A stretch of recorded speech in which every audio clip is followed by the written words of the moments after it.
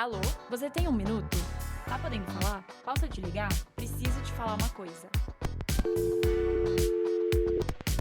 Oi, eu sou a Tchela e estou aqui novamente com a Gi, que vocês amaram nos últimos episódios. Estamos começando mais um episódio do Tá Podendo Falar. Oiê! Gente, a proposta desse episódio é um pouquinho diferente dos últimos. A gente resolveu testar um formato diferente, então o feedback de vocês vai ser super importante. Antes de tudo, na verdade, a gente queria comemorar uma coisa. Estamos no top 15 do Spotify Charts dos podcasts Trending Brasil. Demais! Muito feliz! Muito obrigada a todo mundo que acompanha, a gente tá muito feliz com isso e esperamos subir cada vez mais esse ranking. Mas enfim, o episódio de hoje, a gente quer propor num tom muito de conversa e a gente vai passar por vários tópicos porque a gente tá contando com a participação de vocês. Exato! Todo episódio a gente vem, a Tchela vem falando, a gente traz conteúdos legais, mas a gente pensou em inverter esse jogo. Por que não? Entender o que vocês querem saber, quais são as dificuldades, as dores, as dúvidas que existem e como que a gente pode contribuir de alguma forma. Então a gente abriu uma caixinha de perguntas no Instagram, tivemos algumas respostas e a ideia é que hoje a gente possa trazer um pouquinho mais delas pra vocês. É isso, vai ser uma troca, é literalmente um papo de amiga. E se vocês gostarem do formato, a gente continua fazendo com uma certa recorrência, porque eu acho que é sempre bom, a gente consegue tocar em vários temas em um único episódio. Então vamos nessa! Bom, o primeiro tema é sobre não estar trabalhando com o que ama. Eu acho que tem algumas reflexões que a gente pode fazer para entender um pouco sobre essa situação. Acho que o primeiro ponto que a gente tem que pensar é que nem sempre a gente vai ser 100% apaixonada pelo nosso trabalho todos os dias das nossas vidas. Vão ter momentos que a gente vai estar mais para baixo, vão ter momentos que os desafios vão mudar, que as fases vão ser diferentes. E querendo ou não, a nossa vida pessoal, ela interfere na profissional. Então, durante a nossa vida, a gente vai viver momentos de altos e baixos. E algumas perguntas que eu me faço e eu recomendo que você faça também é: você se orgulha do que você está construindo hoje? Você olha com um brilho nos olhos para os resultados que você está trazendo para a empresa, que você está agregando para o seu trabalho? E aí, depois que você teve essas reflexões, acho que você tem que parar e pensar. Existe alguma outra coisa que faz seu coração vibrar, que você gostaria de estar fazendo, mas não está? Porque não adianta você concluir que você não faz o que ama, mas você não saber para onde ir depois disso.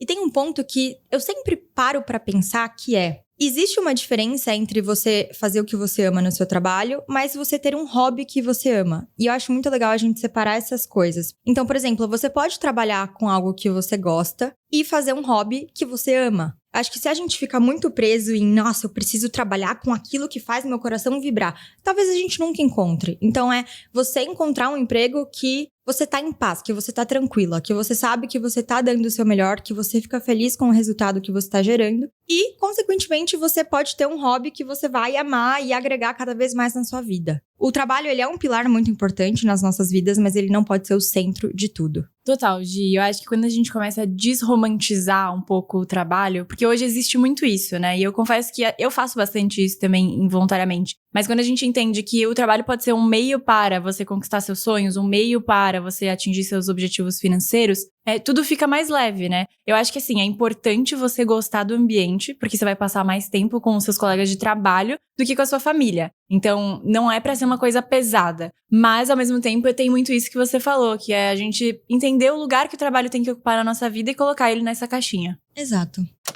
Pegando esse embalo, já que a gente tá falando de trabalho e carreira, eu vou pegar uma pergunta que uma pessoa mandou, na verdade a temática que ela trouxe é transição de carreira. E eu acho que isso é muito comum, eu recebo várias mensagens, a Gi provavelmente também, porque a gente sempre é abordado por pessoas que querem trabalhar aqui e que estão buscando uma transição de carreira, assim. Em vários estágios da vida, várias idades. Eu conheço muitas pessoas próximas também que já passaram por isso. Eu acho que o ponto de partida de você entender que você precisa passar por uma transição de carreira ou que você quer, é normalmente um desconforto, né? Então eu acho que, olhando para a sua situação hoje, é muito importante também se fazer algumas perguntas no sentido de: eu vejo um futuro nessa carreira que eu optei seguir? Será que eu me vejo daqui 5, 10 anos fazendo essa mesma coisa? Ou será que o problema não é só a empresa que eu tô, e não a área, né? De repente eu quero fazer o que eu faço, mas esse aqui não é o lugar pra mim? Comece a analisar como você se sente fazendo as suas atividades básicas do dia a dia. Eu acho que esses são pontos-chave pra você entender de início, né? Se realmente o que você precisa é uma transição de carreira ou se você só tá infeliz com alguma coisa em específico. E a partir do momento que você entende que sim, quero fazer uma transição,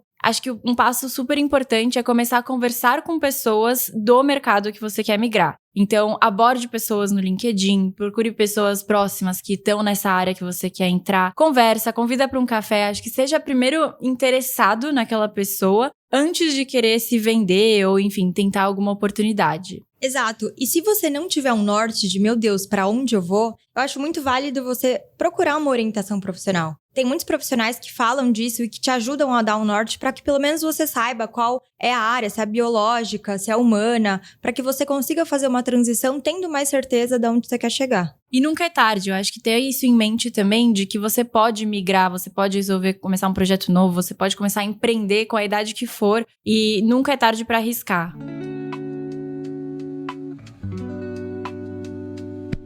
E aí, puxando gancho para arriscar, um dos temas é como tirar ideias e projetos pessoais do papel. E eu amo esse tema porque, assim, se eu pudesse resumir a minha vida, eu acho que eu sou uma tela de Windows com várias abas abertas, porque eu amo desenvolver projetos e pensar em coisas novas.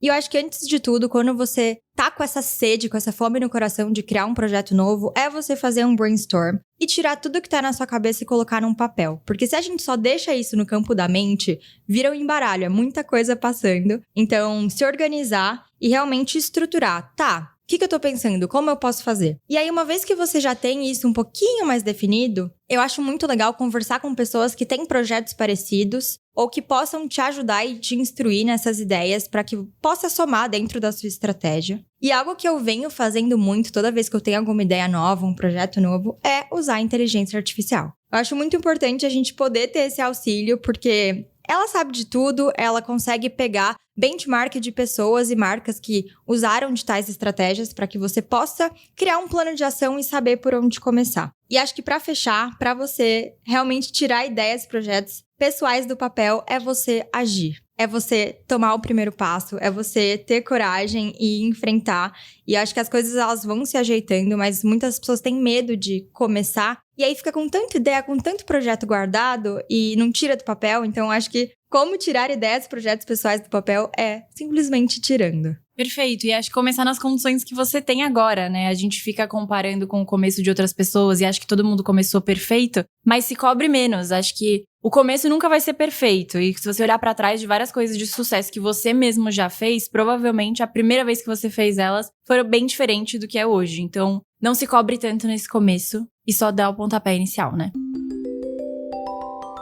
Outro tema que veio, que eu achei até engraçado, é o evento canônico de ver o seu ex-namorado, o seu ex-marido se relacionar com outra pessoa. E vamos lá.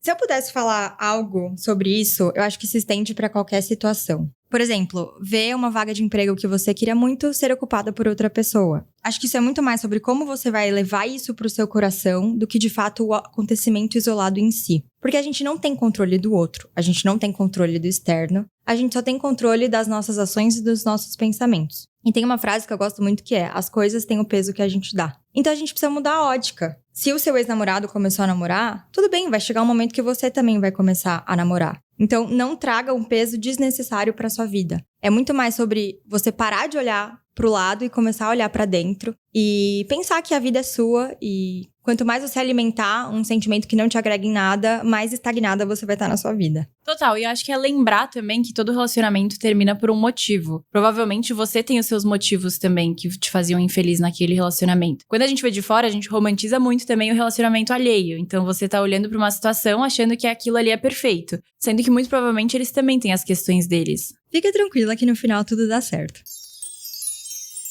Bom, e a última pergunta que a gente selecionou pra fechar esse episódio, que ele é mais curtinho mesmo, mas a gente quis passar por vários tópicos, é uma menina que mandou como começar a produção de conteúdo. Muito legal, porque a Tia ela já tem um pouquinho mais de propriedade, vocês sabem que ela já posta conteúdo há mais tempo, mas eu vou dar um exemplo meu, porque eu comecei a criar conteúdo no ano passado, e só agora que eu tô tracionando de fato. E se eu puder dar uma dica, mantenha a constância. Porque o esforço que a gente coloca pra fazer algo, se a gente não continua, a gente meio que tá perdendo tempo. Por exemplo, se eu tivesse começado a criar conteúdo no passado e tivesse mantendo uma constância, hoje eu estaria em um lugar diferente do que eu tô hoje. E agora que eu comecei a criar constância, eu tô vendo colher esses frutos, eu tô vendo os resultados virem. Então, uma dica é: não pare, mesmo quando você achar que as coisas não estão dando certo, quando você não tiver com os números que você gostaria, porque acho que é muito mais sobre a constância e sobre você não parar do que sobre você fazer perfeito. E eu acho que uma das travas maiores que eu escuto e que eu senti também quando eu comecei a postar mais coisa é porque, querendo ou não, você postar coisas nas redes sociais é uma exposição. Isso é fato, assim, você tá se expondo pra pessoas que você conhece, pessoas que você nem conhece. E isso te coloca num lugar onde você pode ser julgado. E acho que esse é um dos medos das pessoas, né? O que será que vão achar de mim e tudo mais. E uma das coisas que eu mais gosto de lembrar é que, literalmente, ninguém liga. No fim do dia, todo mundo tá preocupado com o seu. E no fim, ninguém vai lembrar da coisa que você falou errado no conteúdo, se você tava vestido de tal forma. Eu acho que a gente se apega tanto aos microdetalhes que a gente se deixa levar ou deixa de fazer coisas, deixa de realizar sonhos, pensando nesse e se alguém achar alguma coisa. Exato. E as pessoas que te julgam hoje, provavelmente, futuramente, vão te aplaudir e te elogiar, vendo onde você chegou. Então, acho que os julgamentos são normais, porque as pessoas adoram falar da vida do outro, mas é você focar no que você acredita, no que faz sentido pra você e não olhar pro lado. Bom, a gente espera que esse episódio tenha sido diferente, que você tenha se sentido numa conversa aqui com a gente, tomando um café. Se você tem alguma dúvida, alguma coisa que você queira que a gente aborde, queira escutar um pouco do nosso lado pra gente ter essa troca num próximo episódio nesse modelo, comenta aqui no Spotify que a gente vai ler tudo e selecionar alguns. E deixa a porta aberta também pra que todo mundo entre em contato com a gente no Instagram. Eu acho que somos muito acessíveis e estamos super dispostas a poder conversar mais para além desse podcast. E a gente vê vocês na semana que vem. Beijo! Esse programa foi produzido por TNS.